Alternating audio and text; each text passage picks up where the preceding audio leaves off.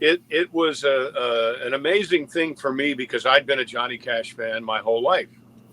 But when I met John, before I could have the opportunity to come up and introduce myself, he came up to me and he said, we are so excited, beyond excited, to bring to the stream our guest. He is the one, he is the only, John Schneider. How's it going? I love your whole intro. What a great, I love this. I want to watch this every Tuesday. Okay, you're invited. Please. Thank you. Thank you. I know you're a busy man, or else we would invite you every Tuesday. So yeah, but we're just wow. But it's Friday. Oh my goodness. John, we kind of wanted to start by saying today, April 1st, a lot of pranks happening. It's April Fool's Day, and right. We wanted to know, John, are you a prankster? And if so, have you ever pulled a really good prank you can talk about? Or oh my gosh.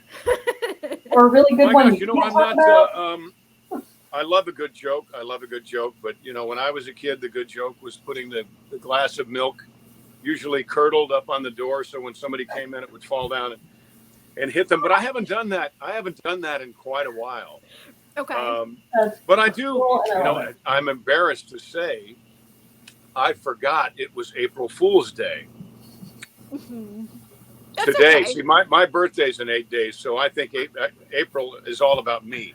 As it should be. As it should be. Well, happy early birthday. Thank you. I appreciate it very much. Are you doing anything special to celebrate this year? Well, we have a big event that we do to celebrate my birthday. We have a thing called Bo's Extravaganza, but we're moving that toward the end of the year. But every year for the last 5 years anyway, we've gotten together with a bunch of friends and done some food, amazing food. We live in Louisiana, so food is incredible down there. So we do food, we do music, we do stunts. I'm actually going to jump a car. That's what I'm going to do for my birthday. I'm going to jump a Challenger about 150 feet over a couple of monster trucks into some moving boxes. So just real low key. Yeah. Low key, yeah. It's fun. But the last 2 years, my wife and I have been racing dirt track cars. Ooh. So compared to racing dirt track, jumping over a couple of monster trucks is nothing. Yeah, it's just a Wednesday afternoon. Oh my gosh. Oh yeah, just something we do in the afternoon to pass the time. Okay, well, happy early birthday, and Thank that's you. Very exciting. Yeah, you are much braver than I prefer all four wheels on the ground, at least for me, So that's boring. Boring. I know. I'm such a bore. I just bought a moped, and I'm still just very tentative about even getting on it. I'm just but also I would look really good on a motorcycle. Right? Yeah. Right? I'll bet. Yeah. So that's terrific. I wouldn't jump a motorcycle though. That'd freak me out. That's wild. Yeah. I've for some reason I have a great understanding and respect for the pavement. So I don't think my elbows and my knees and the pavement should meet at 60 miles an hour. But No. I have no issue jumping a car. Right. Okay. Sure. Well, we'll leave the car to you, my friend. Yeah. Okay. All right. Well, let's move on because we have another big congrats in order. Your new album, Southern Ways. So, of course, congrats on that coming out. So if you had not had a chance, I don't know how you could have missed this by now if you are a fan. But if you haven't already, please go check out Southern Ways. It's incredible. Look at that. My hair was short. My hair was very short when we did that. I love this album. This is, I guess we call it an album. Do people call it an album now? Yeah. Or is it just a release? But I love this, especially because I'm actually from Mount Kisco, New York. So I am what my wife calls a recovering Yankee.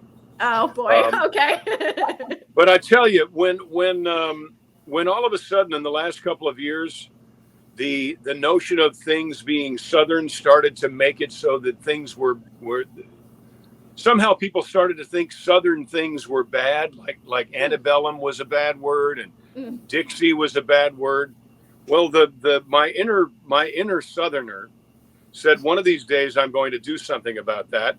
And what you see here, folks, Southern Ways, the new album is exactly that. It's beautiful songs. not only about the South and about freedom. It's just a really tremendous album. And this one song here, featuring the single "Younger Man," is a song I had the great pleasure of singing at the Grand Ole Opry about a month ago, and it's my new very favorite song. Oh, man, that had to be such an incredible experience, getting to play a song for the first time at the Grand Ole Opry. So much history, and oh my gosh, what kind of like feeling goes through your bones and your body when you get to play at the Grand Ole Opry? I mean, what was well, that it's kind of the goal. If you're a singer, songwriter, guitar player, the place that you want to one day play is the Grand Ole Opry. And then especially, and I've done this several times as well, the Grand Ole Opry when they're doing it at the Ryman Auditorium. So when you play the Opry, and it is the mother church, they call it, then you know that you are standing on hallowed ground. So to me, that is really the pinnacle of what somebody who did this all through high school, had my guitar on my back and played during recess. That to me is it means that you, I don't know if you've made it, but you've certainly gotten somewhere. Well, it's definitely paid off. I mean, yeah. So I loved it. I see great comments here. Hey, thank you, Paul Rogers, for my happy birthday. Hello, Jeff McCaw. Thank you. I appreciate it. There's Mary Lou Tringali. I hope your eye feels better. I know these folks. This is great. This is your family, Donnie Pearson. like, yeah, this is amazing. Well, when would you say, because I know you said you kind of want to bring country back to its roots, when would you say like your love of country music began?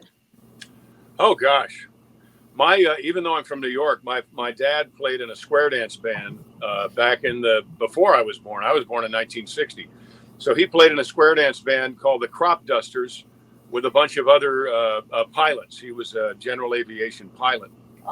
So I love listening to him play. My uncle had cerebral palsy, actually, and he would spin records down in the basement. And I would listen to not only country, I'd listen to the Beatles, I'd listen to the Doors, I'd listen to some, great stuff from that era, the Zombies. But he'd also listen to the classics like Johnny Cash and Conway Twitty, Boxcar Willie, just a bunch of great music. Dottie West, who later became a friend. So I recognized early on the power of a story well told to song, and I've been in love with storytelling ever since. So I believe that my real love for storytelling started in music. Forgive me, I'm a little hoarse. I've been talking all day. But, Understandable. So I've loved it always, and I think. If you can recognize a great lyric like "Younger Man," like "You Ain't Just Whistling Dixie," like "Southern Ways," the title track to this album, then that's half the battle.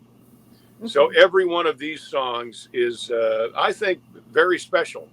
In the old days, we used to put 2 singles out on an album, and then we'd have 8 that were kind of good, maybe good, but 2 that were exceptional.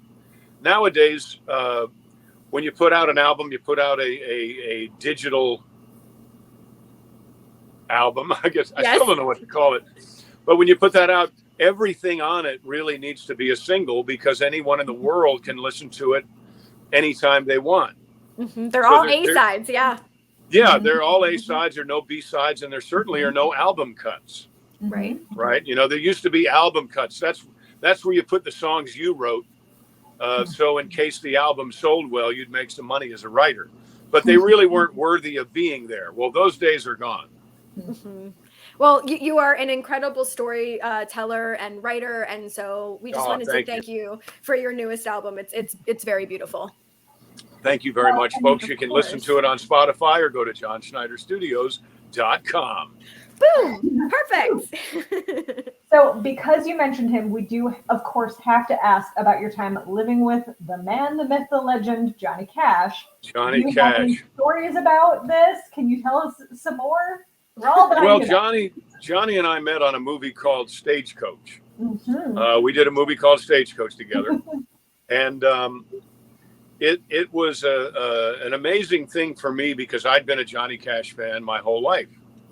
But when I met John, before I could have the opportunity to come up and introduce myself, he came up to me and he said, my family and I, we watch Dukes of Hazzard every Friday. We'd never miss it. And by the way, I love your music. That's my Johnny Cash impersonation. It's good. It's pretty good. So he made sure that I knew that he was very aware of what I had been up to, and he was very, very aware of my music. We knew a lot of the same people, but we had not met. So we hit it off. In that movie, we spent an awful lot of time together, sitting up on the front of the stagecoach, and I had an album called Memory Like You that was, I think, while we were doing Stagecoach, had become the #1 album in the country.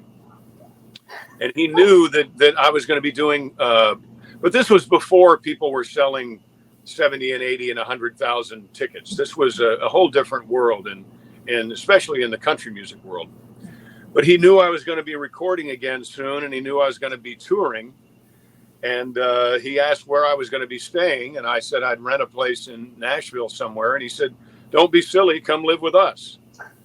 So I did, and lived with John and June at their house for a couple of months, and then I moved across the street to the what is now John Carter's recording studio.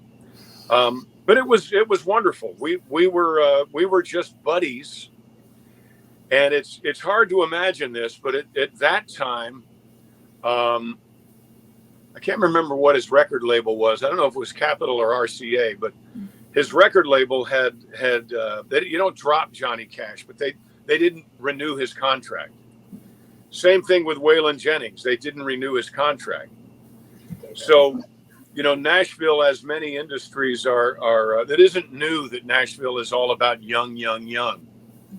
But when I knew Johnny Cash, they were not picking up his contract, and I was one of the young folk. So it was now that I'm not one of the young folk, it was very advantageous for me now to be able to look back on that time, so that there's no bitterness about Nashville not being remotely interested in what anyone over 30 is doing, really. Unless you're Reba, unless you're George. I mean, but even, it's just, it was good for me to see that, because now later on in life, I go, well, I watch them kind of push aside John and Waylon, and so I don't take it personally. Right. Fair enough. I mean, wow. But I'm doing better music than I ever did. And I think everyone would agree that Johnny Cash's last album was probably the best album he had done. Yeah. So, there's still greatness in old bones. Ooh, very true. That's a song. Oh my gosh, That's write it down. Write it down right now. I can't. I'm talking on my phone. Okay. We'll remind you after. There's still greatness. Okay. All right. Chills. Well, okay. Obviously, you're a musician, singer-songwriter, actor, but we want to talk about how you wear many, many hats and you look phenomenal in all of them. So we have to, of course, talk about Poker Run, where not only did you write it, you directed and starred in it. So we wanted to know, how complicated is that for you, as having to do multiple things for the same piece? Well, thank God my wife is a producer, because that's the real hard job. Yay! The hard job of wrangling all those cats, right? Right. And even though, with me, I'm several cats at the same time, but I still need to be wrangling. What kind of cat? It's actually the way we do things, and actually COVID kind of helped us, because all of a sudden you couldn't get a big crew. All of a sudden you couldn't put a bunch of people in a room. So all of a sudden, making movies that I loved when I was a kid, and certainly they're very reminiscent of Dukes of Hazzard, where it's people outside in separate vehicles at the same time, it became as a necessity because of the rules and regulations of COVID, which we followed some, not all. I mean, I still call it the pandemic. Oh. But we wound up doing Stand on It, which is the one before this. It's a tribute to Smokey and the Bandit.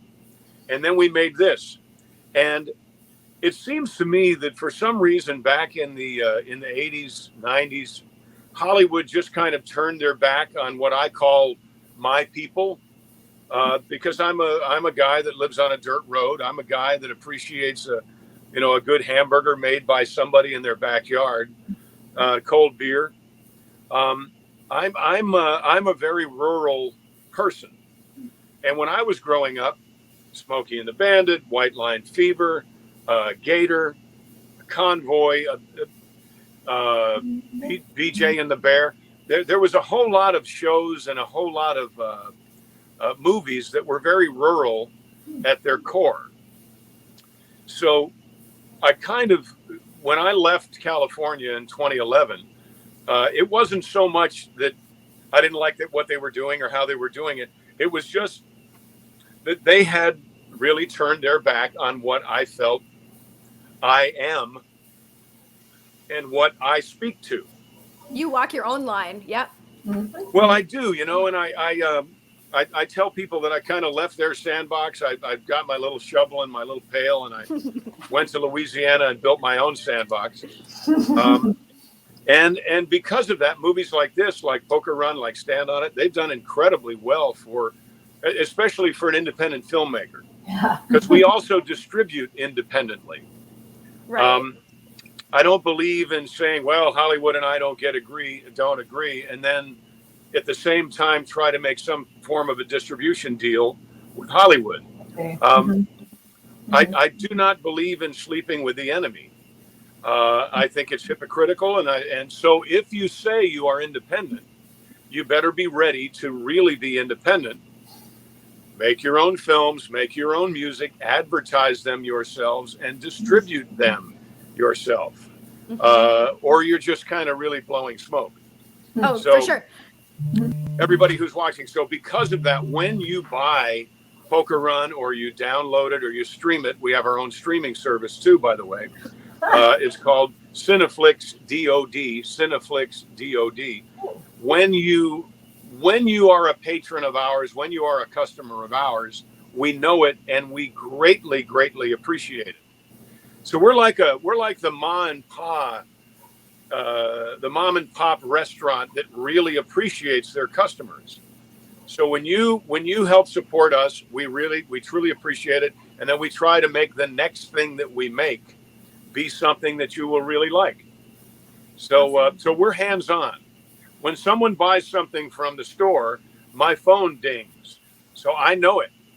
I don't know when you don't buy something, but I do know when you do buy something. Well, a lot of respect, because that is quite the undertaking. And Yes, I have to say, I really love to see people that were able to thrive and pivot during the past couple of years. And clearly you've, been incredibly You've got to successful. figure it out, right? Yeah. You've got to figure it out. What do they used to say? When life throws you lemons, make lemonade. Yum. So, but now that a lot of this nonsense is stopping, we have now come up with, I think, a better way, a more effective, a certainly more efficient way to make films.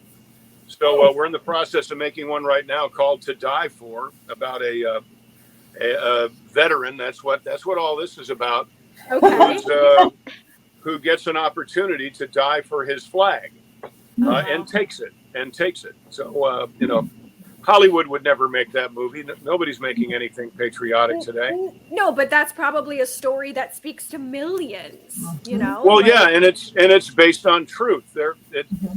Very quickly, I know I'm wordy, but I read an article about a man who had a restraining order against him, and I think it was in New Mexico.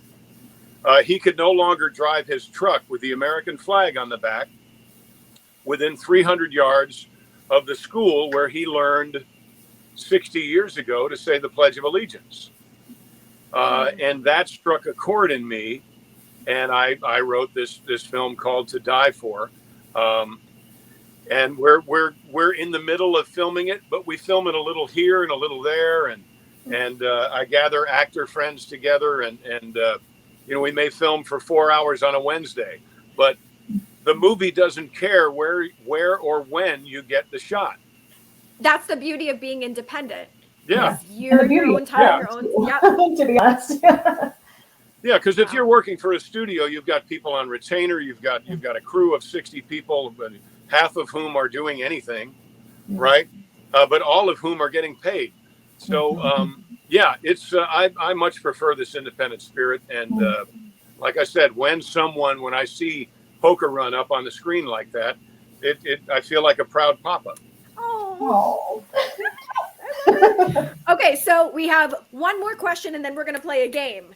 Okay. So obviously, you're incredibly accomplished in all facets of your life, but we wanted to know what, to you personally, has been your personal biggest accomplishment? Oh, wow. Well, my relationship with my bride is number one in my heart and soul. But outside of me, it's Children's Miracle Network Hospitals.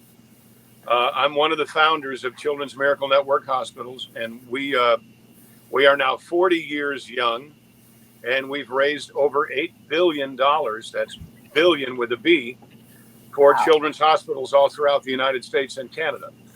So I'm very very, very proud of that. Personally, I'm proud of my relationship with my bride, my new now relationship again with my daughter.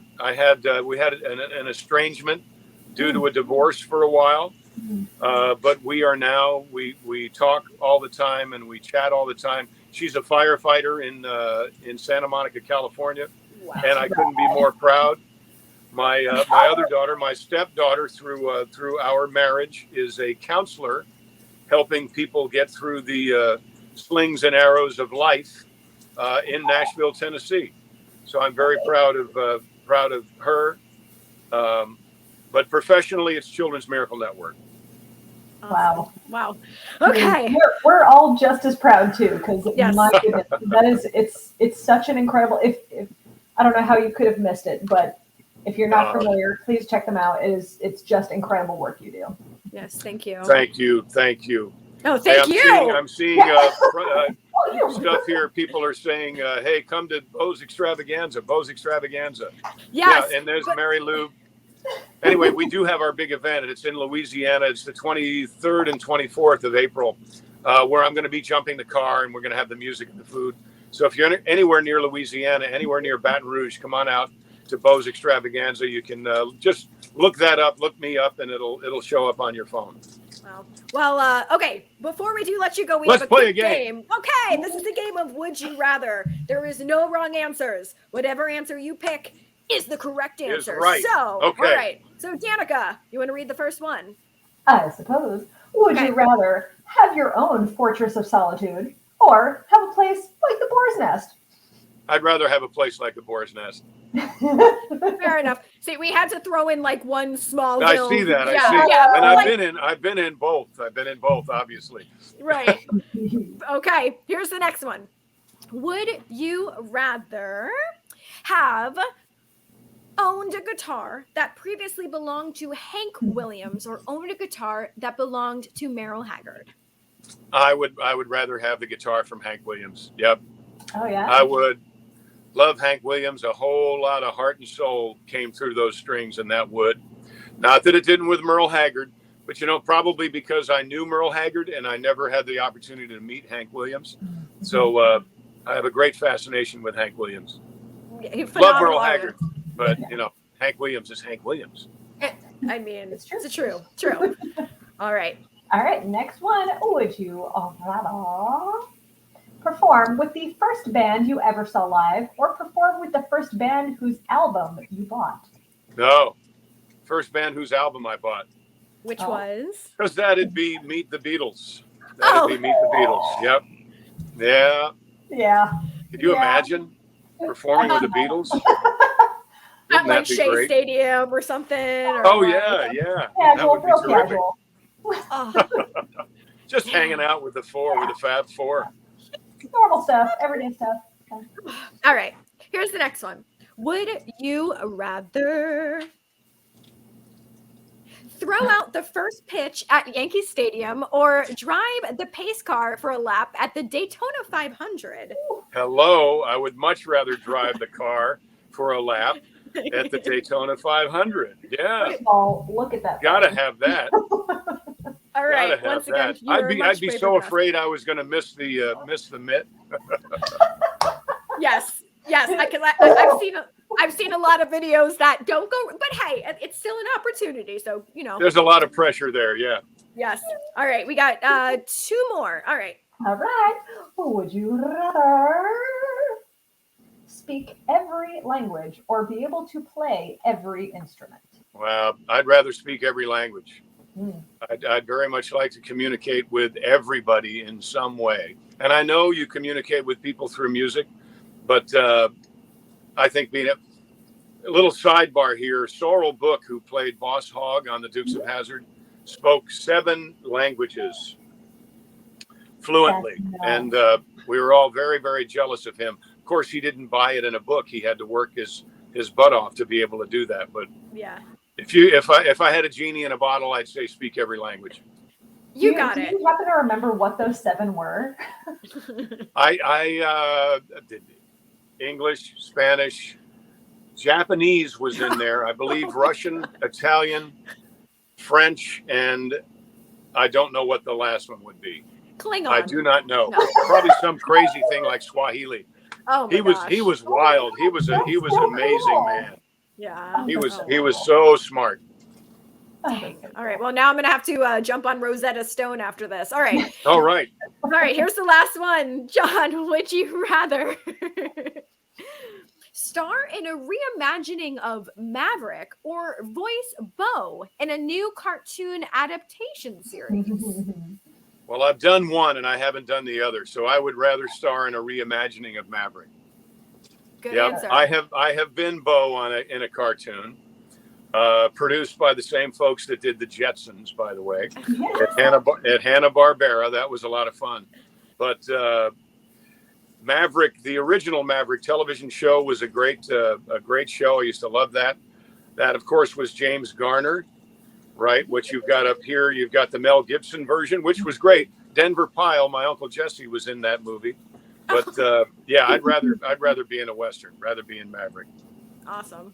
Well, John, unfortunately, like this flew by, but we have to, unfortunately let you go. You were a very busy man. You got birthdays to plan. And before we do let you go, okay. How about this question? What was the best piece of advice? I see that. That's great. You received early on in your career from a peer? Well, Denver Pyle used to say, whenever I'd meet somebody, he would say to you, "You met somebody, didn't you?" And I'd say, and this was my Uncle Jesse, right, on Dukes. "You met somebody, didn't you?" And I'd say, "Yep." He said, do you love her?" And I said, "I think so." And he said, does she make you laugh?" And if I took more than a second to answer the question, he'd say, "Good luck with this one." So the best piece of advice that I've ever gotten from anybody early on was, if you find someone who makes you laugh, stick with them. Because at some point, really, that's all you have left is laughter. And laughter truly is the best medicine. That is so true. That's why we've been best friends for There you go. more years than I want to count. Well, in separate rooms, I guess, helps you guys too. Yeah. Danica moved to. We lived in the same cities at some point, right? Right. At some point. Right. But all right, before we we want to once again, we have the graphic for your album and your movie. So once again, if you haven't already checked it out, make sure to stream Southern Ways. Like you mentioned, it was on Spotify. And we also, once again, wanted to bring up Poker Run. And like you said, you have more stuff in the works. We can't wait to see what else you have in store for us. Thank you. And by the way, folks, I love your jacket. Let me see that. Let me see your. Oh, that's terrific. Oh, it's a romper. There's a lot of denim going on here. Oh, yeah. I see it. So if anybody is interested in getting an autographed copy of either one of those things, just go to johnschneiderstudios.com and order you one. So we do that too, and it's really been terrific. And I appreciate you having me on here. I really do. Such a pleasure. Thank you so much for being with us. Yeah, you're such like a ray of sunshine in, you know, what could be, you know, slightly dark times. But thank you so much for bringing it's been such a pleasure. Thank you, girls. You have a wonderful, wonderful day. Thank you to everybody who had a question. Mary Lou, I hope your eye gets better. Say hello to Joe. And we'll see you all down the road, as they say. That we will. All right. We're going to really quickly go over who we have coming up. If you got to run, John, you can, you know, sign off. I can run. This is amazing. I love this. Anyway, thank you. Take care. Happy April Fools. Bye. Oh, you too. We're going to go over upcoming guests that we have coming up for the month of April. Next week, we have Gary Puckett from the Union Gap. Next Thursday, Dee Wallace from E.T. and Cujo. Next week, after that, Casey Chose. We have David Cook. We got a lot of people coming up, and we hope that you guys will join us. For everyone watching, from us here at Talkulture to you, once again, a big thank you to John, and we will see you guys next week. Be safe, everybody. Happy April!